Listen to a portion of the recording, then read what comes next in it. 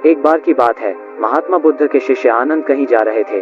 रास्ते में उन्होंने देखा कि एक व्यक्ति चट्टान पर बैठा रो रहा है। वे उसके पास गए और बोले, क्या बात है वत्स, तुम कौन हो और क्यों रो रहे हो? आनंद की बात सुनकर उस व्यक्ति की सिसकियां थम गईं। वह अपने आंसू पोंछता हुआ बोला, मैं पास के गांव का रहने वाला एक बदनसीब व्यापारी हूँ। मैं जो भी काम करता हूँ वह बिगड़ जाता है। व्यापार के चक्कर में मैंने अपनी पत्नी के गहने गंवा दिए, मैंने अपने परिवार को भी खो दिया, यहाँ तक कि मेरा घर भी गिरवी पड़ा है। मुझे तो लगता है कि मैं किसी काम का नहीं हूँ, मेरी किस्मत ही खराब है। उसकी बात सुनकर आनंद बोले, तुमसे किसने कहा वत्स कि तुम्हारी किस्मत खराब है? जरा मैं भी तो जानूं कि तुम्हारी किस्मत में क्या खराबी है। वो व्यक्ति बोला, पहले मैं खेती करता था, पर हर साल उसमें घाटा होता था। कभी सूखा पड़ जाता तो कभी ज्यादा बारिश के कारण फसल बर्बाद हो जाती। इससे परेशान होकर मैंने व्यापार करने का निश्चय किया। मैंने पत्नी के गहने बेचकर अपना व्यापार शुरू किया, लेकिन मेरा व्यापार नहीं चला। शुरू में परिवार वालों ने मेरा साथ दिया, लेकिन जैसे जैसे मुझे नुकसान होने लगा, मेरे परिवार वाले भी मुझसे दूर हो गए। मैं यह सब उनके लिए ही कर रहा था, लेकिन अब वे लोग मुझे देखकर नजरें फेर लेते हैं और मुझे ही मेरे परिवार की दुर्दशा का जिम्मेदार ठहराते हैं। उस व्यक्ति ने एक लंबी सी सांस ली और फिर बोला, मेरा एक मित्र है, उसने भी मेरे साथ अपना व्यापार शुरू किया था। उसका व्यापार अच्छा चल रहा है। वह जब भी मेरे घर आता है तो अपनी सफलता की कहानियां सुनाता है।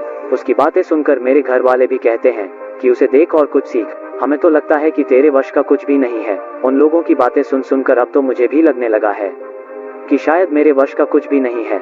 अब तो मुझे अपना जीवन ही व्यर्थ लगने लगा है। मेरे मन में ख्याल आता है कि अपना जीवन समाप्त कर लूं। मैं यहाँ आया भी इसी इरादे से था, लेकिन हिम्मत नहीं कर पाया, इसीलिए यहाँ एकांत में बैठा विलाप कर रहा था। आनंद बोले, ओह तो ये बात है। वैसे क्या तुम इसके अलावा कुछ और भी कहना चाहते हो? उनकी बात सुनकर वो व्यक्ति बोला, एक ओर मेरा हर काम खराब हो जाता है, दूसरी ओर मेरा मित्र है जो हर समय मुझे नीचा दिखाने का प्रयत्न करता रहता है। मुझे समझ में ही नहीं आता है कि मैं क्या करूं। आनंद बोले, क्या तुम अपने मित्र की बातें सुनकर दुखी हो जाते हो? हाँ, मैं उसकी बातें सुनकर स्वयं दुखी हो जाता हूँ, उस व्यक्ति ने जवाब दिया। आनंद ने पूछा, तुम्हें किस बात का दुख होता है?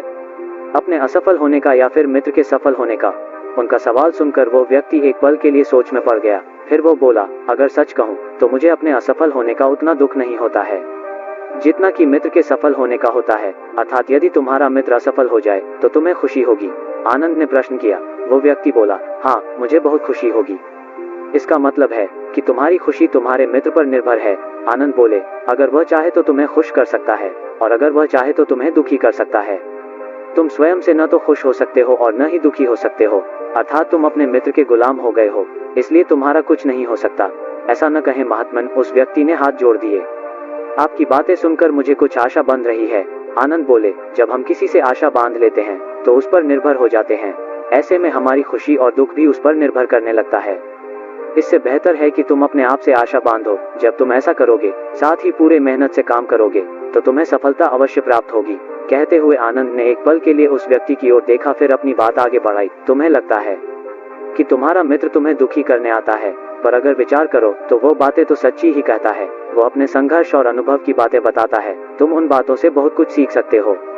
तुम्हें इसके लिए उसका धन्यवाद करना चाहिए कि तुम्हें घर बैठे कुछ अनुभव मिल रहे हैं। तुम उन अनुभवों का लाभ उठाओ, नई शुरुआत करो, कर्म करते जाओ, हार मत मानो। एक दिन तुम्हें सफलता अवश्य मिलेगी। आज तुम जिसे अपना बुरा वक्त या बुरी किस्मत कह रहे हो, एक दिन यह बदल जाएगी। इसी के साथ तुम्हारे विचार भी बदल जाएंगे। और देखना, जब तुम्हारा अच्छा वक्त शुरू होगा तब तुम्हारा मित्र भी तुम्हें अपनी सफलताओं की कहानियां नहीं सुनाएगा, तब वो अपनी असफलताओं की बातें बताएगा, ताकि तुम उसकी बातें सुनकर भ्रमित हो जाओ, तुम्हारा आत्मविश्वास हिल जाए और तुम गलत निर्णय ले सको। लेकिन उस समय भी तुम्हें अपनी बुद्धि का प्रयोग करना होगा। तुम्हारा मित्र जैसे आज तुम्हें दुखी करने आता है, उसी तरह उस समय भी वह तुम्हें दुखी करने आएगा, क्योंकि जिस तरह उसे दुखी देखकर तुम्हें मजा आता है, उसी तरह उसे भी तुम्हें दुखी देखने में उतना ही मजा आता है। वो व्यक्ति बोला, आपने सही कहा, लेकिन मेरा सबसे बड़ा दुख यह है कि मेरे परिवार के लोग भी इसमें शामिल हैं। वास्तव में मैं तो अपने परिवार के लिए अच्छा करना चाहता था, लेकिन वे लोग भी मेरी बात नहीं समझते हैं। वे भी मुझे गलत कहते हैं और अब तो वे मेरे साथ भी नहीं हैं। आनंद बोले, मैं सब समझ गया। तुम सांत्वना चाहते हो। वास्तव में इस दुनिया में सभी लोग सांत्वना ही चाहते हैं। हम चाहते हैं कि हम जब भी कुछ करें तो लोग हमारी प्रशंसा करें, लेकिन आमतौर से ऐसा नहीं होता है, इसलिए हम दुखी हो जाते हैं। हमें लगता है कि हमारे मित्र, परिवार वाले सब मतलबी हैं। लेकिन तुम अगर किसी को अपना परिवार मानते हो और उसके लिए कुछ करना भी चाहते हो, तो तुम्हें ऐसा क्यों लगता है कि तुम दूसरों के लिए कुछ कर रहे हो? वास्तव में तुम अपनी खुशी के लिए कर रहे हो, इसलिए परिवार के लिए कुछ करना वास्तव में अपने लिए ही करना होता है। लेकिन अगर ऐसा करते समय तुम्हें लगता है कि तुम दूसरों के लिए कर रहे हो तो तुम दुखी रहोगे, और अगर तुम्हें लगता है कि तुम अपने लिए कर रहे हो तो तुम खुश रहोगे, क्योंकि जब तुम अपने लिए कुछ अच्छा करते हो या करना चाहते हो तब तुम्हें सांत्वना की जरूरत नहीं पड़ती है। आनंद की बातें सुनकर उस व्यक्ति के चेहरे के भाव बदल गए। वह बोला, आप सही कह रहे हैं, मैं समझ गया हूँ। अब तक मेरी किस्मत खराब इसलिए थी क्योंकि वो दूसरों के हाथ में थी। अब मैं अपनी किस्मत को अपने हाथ में रखूंगा।